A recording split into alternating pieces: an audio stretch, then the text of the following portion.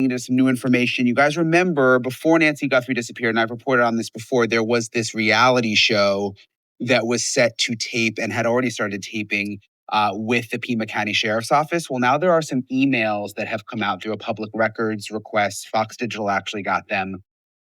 They're just interesting because they showed the behind the scenes of the sheriff's office. They also talk about the fact that there were changes in leadership positions in homicide and also in the cold case unit, which is something that I've reported a lot about. The fact that experienced leaders were moved around by the sheriff, and a lot of people are not happy about that. And there's questions about whether that may have impacted the Nancy Guthrie investigation. So I'm going to get into that in this episode.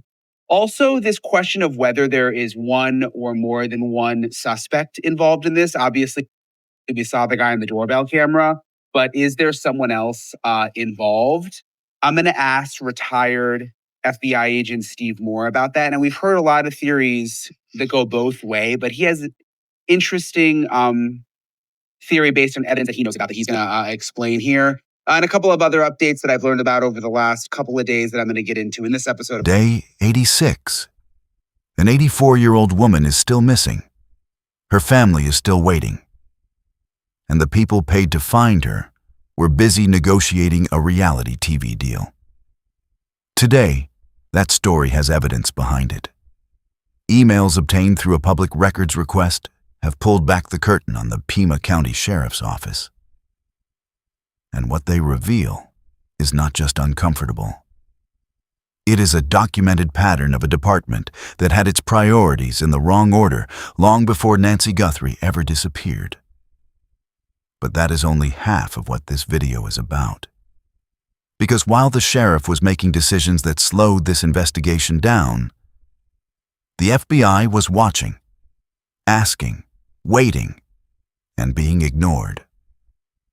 Today, we are going to answer the question that has been sitting underneath this entire case. What does the FBI actually know? And what happened every time they tried to act on it? Nancy Guthrie was not a stranger to her community. She was a mother, a grandmother, a woman who had built a life inside a quiet neighborhood in Tucson, Arizona, a place where people knew each other, where routines were visible, where her absence was felt immediately by the people who loved her. She deserved an investigation that matched that urgency. What she got was something else.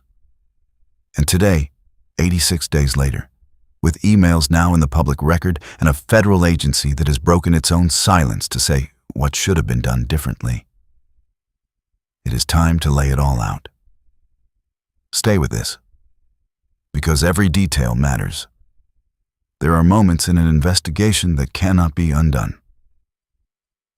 The first hours after someone disappears are the most critical hours that will ever exist in that case. Evidence is fresh. Trails are warm. The window to act is open, and it will not stay open for long. When Nancy Guthrie was reported missing from her home in the Catalina foothills of Tucson, Arizona, that window opened. What happened next is what this chapter is about. Because the team that walked through her door in those first critical hours was not the team this case required. The supervisor who first responded to Nancy Guthrie's home had never investigated a homicide. Not once. In the most important hours of an 84-year-old woman's disappearance, the person leading the response on the ground was doing it for the first time. That is not an opinion. That is what sources familiar with the investigation have stated directly. And it raises a question that cannot be ignored. How did that happen? How does a department arrive at a scene like this without the experience to read it? The answer did not come from the investigation itself. It came from emails. Emails that were never meant to be public. Fox Digital obtained them through a public records request.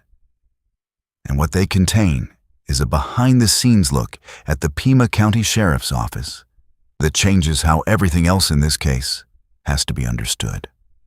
Before Nancy Guthrie disappeared, the Sheriff's Office was in active talks with A&E, a reality television show. deputies on camera, ride-alongs, access to departments. The kind of production that puts a law enforcement agency's face in front of millions of viewers and builds a sheriff's public profile in ways that no press conference ever could. The emails show the back and forth, scheduling, body camera footage requests, interview coordination with department heads. And then something in those emails stops you cold. When producers reached out about accessing certain personnel, the department's response referenced what they called rotational reassignments. The experienced head of the homicide unit, reassigned. The experienced head of the cold case unit, reassigned. Not because of performance, not because of restructuring. Sources have indicated these moves were political. The people who held those positions had not supported the sheriff in his election.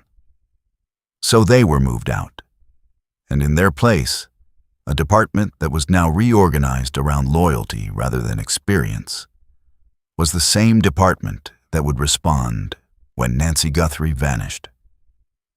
Let that sit for a moment. An 84-year-old woman disappears from her home. No forced entry. A camera system accessed remotely using correct credentials. A pacemaker that stopped transmitting at 2:28 in the morning. A scene that required the most experienced eyes available. And the leadership that should have been standing in that room had already been reassigned. You do not get that window back. But the emails are not the only place where this department's decisions left a mark on this case. Because there is a hair. A single hair recovered from Nancy Guthrie's home in the early stages of the investigation. Physical evidence. Potential DNA. The kind of detail that in the right lab, with the right analysis, can place a person at a scene with certainty that no other evidence can match. The FBI asked to test it. Not recently. 2 months ago. They made the request clearly. They had the technology. They had the capability. They were ready. The sheriff's office said no. Instead, that hair was sent to a private laboratory in Florida, thousands of miles away. A lab that was not the FBI. For 2 months, federal forensic analysts who had asked to work this evidence sat and waited while a private lab held it. And then something happened that almost never happens. The FBI released a public statement. Federal agencies do not publicly criticize their local law enforcement partners. It breaks protocol. It damages working relationships. It is the kind of move that only gets made when the situation has gone past the point where silence is acceptable. The statement was pointed. It confirmed the FBI had requested to test the DNA 2 months earlier. It confirmed they had the same technology then that they have now. It made clear, without any room for interpretation, that the delay was not theirs. And then there was the detail that said more than anything else in that statement. The sheriff's name was not in it, not once. An elected official who has stood in front of cameras throughout this investigation, who has given interviews, who participated in press conferences, was deliberately left unnamed in a federal statement about decisions made inside his own department. That was not an oversight. That was a message. Because when the FBI distances itself from a local partner in writing, in public, during an active missing persons case, it is telling you something about the relationship that words alone would never fully capture. The hair has now been sent to the FBI lab. Not because the sheriff reversed course out of urgency, but because the delay had become impossible to defend. And now the question that cannot be answered, not yet, not publicly, is what those 2 lost months cost. What profile might have been confirmed? What connection might have been established? What direction might the investigation have moved if the evidence had gone where it was supposed to go the first time? The investigation needed experienced leadership in those first hours. It needed a department focused on finding Nancy Guthrie, not on scheduling camera crews. It needed evidence to move to the best available lab without delay. On every one of those points, something went wrong. And the person at the center of each of those failures is the same person. That is not a conclusion. That is a sequence. And sequences, in investigations, matter more than almost anything else. There is something people misunderstand about federal investigations. When the FBI goes quiet, the assumption is that nothing is happening, that the case has stalled, that the leads have dried up, that somewhere in a filing cabinet in a field office, Nancy Guthrie's case is waiting for a break that may never come. That assumption is wrong. The FBI does not run public investigations. It runs prosecutable ones.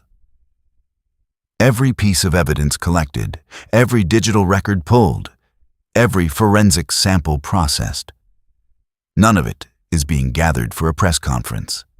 It is being gathered for a courtroom. And courtrooms have a standard that press conferences do not. Everything must hold. Every connection must be airtight. Every conclusion must survive cross-examination by the best defense attorneys money can buy. That is why the FBI is quiet.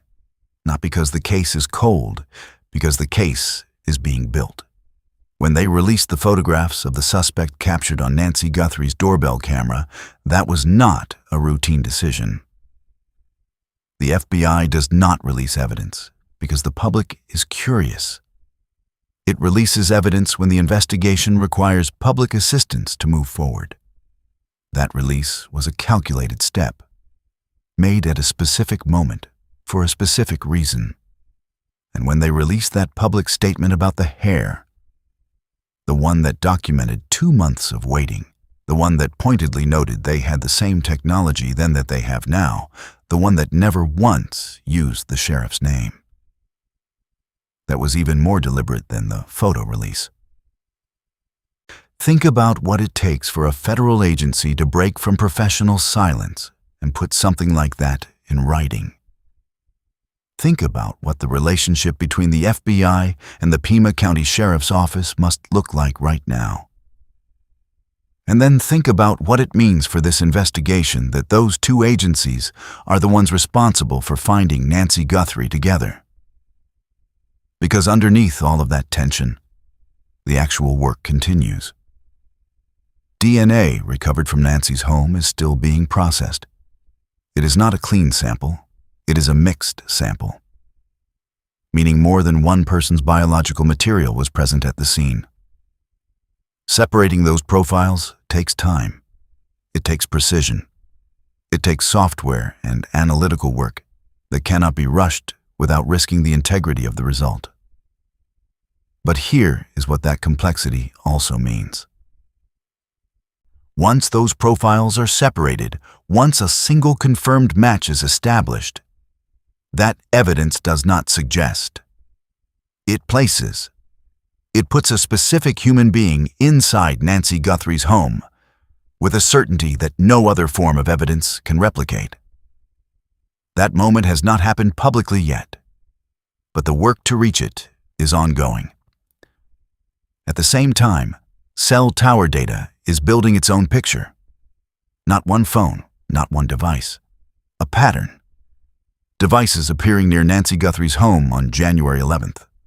Again on January 24th. Again on February 1st. 3 dates. Not random. Sequential. January 11th.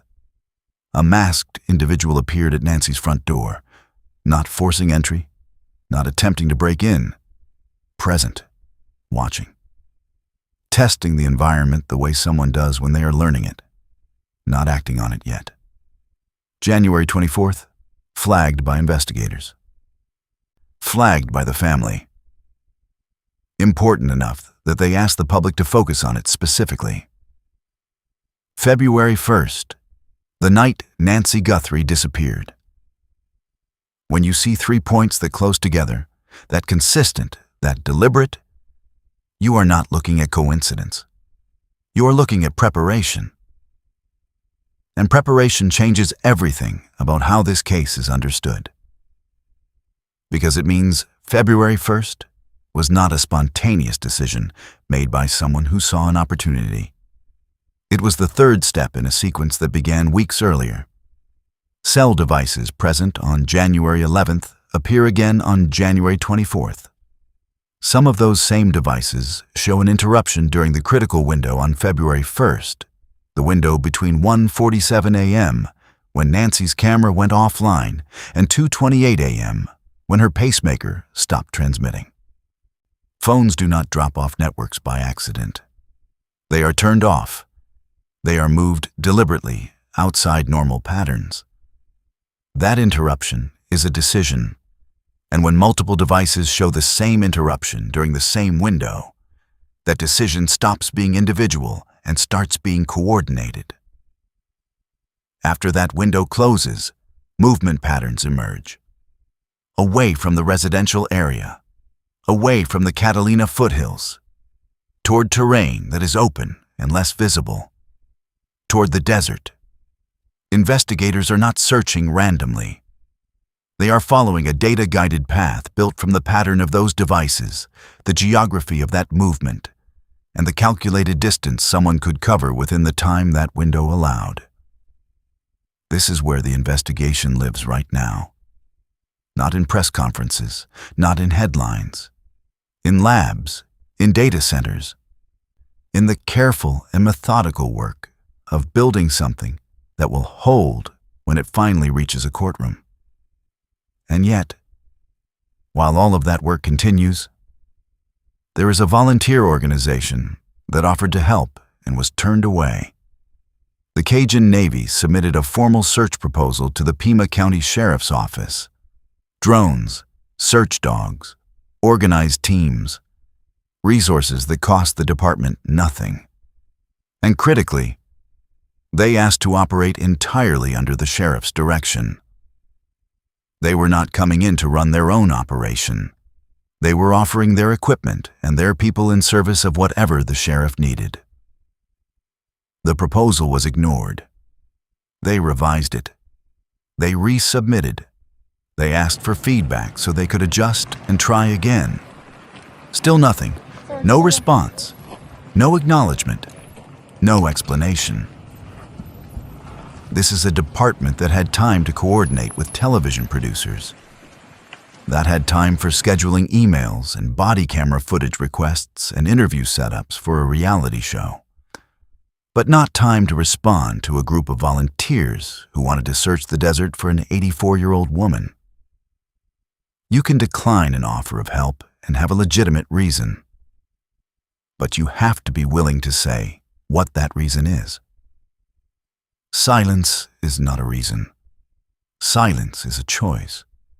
And every choice this department has made since Nancy Guthrie disappeared has pointed in the same direction, away from urgency, away from collaboration, away from the kind of open, resourced, experienced investigation that a woman like Nancy Guthrie deserved from the very first hour. She was someone's mother, someone's grandmother, a woman who had lived in her home for years, who was known in her community, who trusted the people around her and the systems that were supposed to protect her. 86 days later, those systems have a public record now. The emails exist. The FBI statement exists. The timeline of the hair exists. The unanswered proposals exist. And Nancy Guthrie is still missing. The FBI is still working. And somewhere in the data, in the DNA, in the pattern of devices that appeared 3 times before she disappeared, there is an answer that has not yet been spoken out loud. But it is coming. Cases built this carefully, this precisely, with this much documented evidence of what went wrong and what was recovered despite it, they do not stay incomplete forever. The investigation continues. And so does this channel. If you have any information, any detail, no matter how small it seems, This is the moment to act. Call the FBI. 1-800-CALL-FBI. 1-800-225-5324. Submit a tip online at tips.fbi.gov. The total reward stands at $1,100,000. $1 million from Nancy Guthrie's family. $100,000 from the FBI. You can remain completely anonymous. You do not need to be certain. You do not need proof. Investigators build the case. You provide the detail. Because in cases like this, one detail can change everything. Nancy Guthrie is not a headline. She is a person. And this case is not over. Not until she is found. Day 86. The emails are public. The FBI is working. And the one person who had the power to move this case faster made a different choice. Nancy Guthrie is still waiting. If this video gave you something, a clearer picture, a new detail, a reason to keep paying attention, take 5 seconds right now and hit like, subscribe, and share this with someone who needs to see it. Nancy Guthrie's case stays alive because people like you refuse to let it go quiet. Do not let it go quiet.